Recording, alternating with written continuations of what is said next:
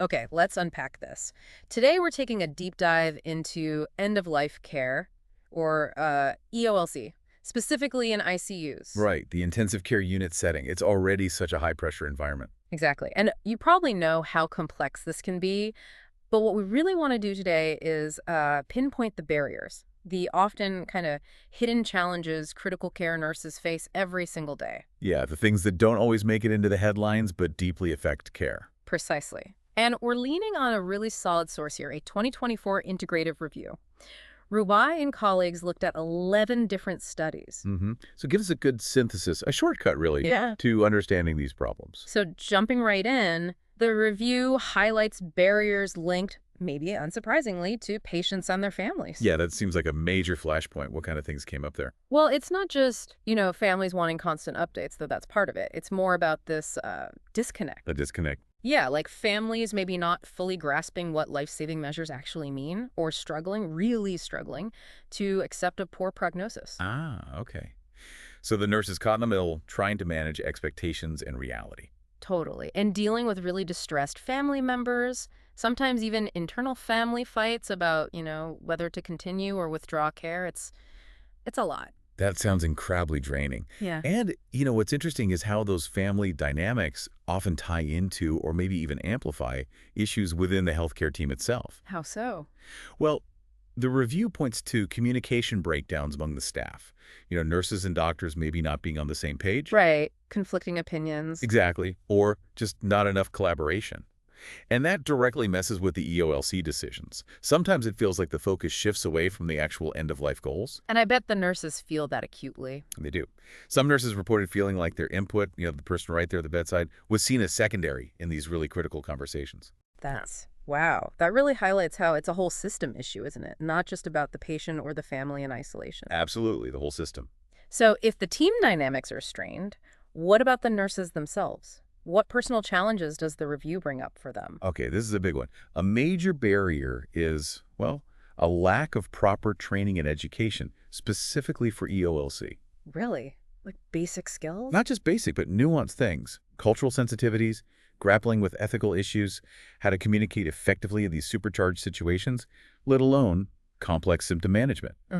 One study cited in the review found 60% of nurses felt poorly educated just on handling family grieving and managing symptoms properly. Yeah. 60%. That's a huge gap. And beyond the skills, there's the emotional side, right? Oh, definitely. The emotional, the psychological toll, Yeah. it's immense. Nurses talked about feeling intense sadness, helplessness, moral distress. That term, again, moral distress, it comes up so often. It does. And often, this is made worse by feeling like they don't have adequate emotional support from, say, their managers or the institution. You can almost feel the weight of that just hearing about it. It's not just lacking a skill, it's this deep emotional burden, often carried alone. Did the review mention if certain nurses feel this more than others? Yes, actually, and it was kind of surprising. It seems younger nurses, like age 21 to 30, Okay. also those with diploma-level education rather than degrees, and nurses with less experience, say 1 to 10 years on the job, they reported perceiving more barriers. Interesting. So the newer, perhaps less experienced nurses are feeling these challenges more acutely. It appears so, which points to, a real vulnerability among our frontline caregivers, especially early in their careers. We need to support them better right from the start. Yeah, that makes sense. It suggests maybe experience builds some coping mechanisms, but it really flags that vulnerability for nurses who are still kind of finding their footing in such an intense field. Exactly. And then on top of all that, you've got the institutional barriers, the system itself. Right, the environment they work in. What did the review say there? Well, things like not having enough standard procedures or protocols for EOLC, staffing issues were huge, heavy workloads, not enough time. Time constraints, yeah. I can imagine that's critical in providing compassionate care. Absolutely. Even the physical layout of the ICU was cited as a barrier. Think about it. Poor privacy, constant noise, maybe no dedicated family rooms, not enough supplies. Makes it hard to create a peaceful, dignified space, doesn't it? Incredibly difficult. And then add things like restrictive visiting hours or piles of paperwork. It just adds to the strain and pulls nurses away from the bedside. So it's this complex web. Patient factors, team issues, personal preparedness, and then the whole institutional context. Precisely. It all interconnects. And it really screams out, doesn't it, for a need for systemic change in how we approach end-of-life care.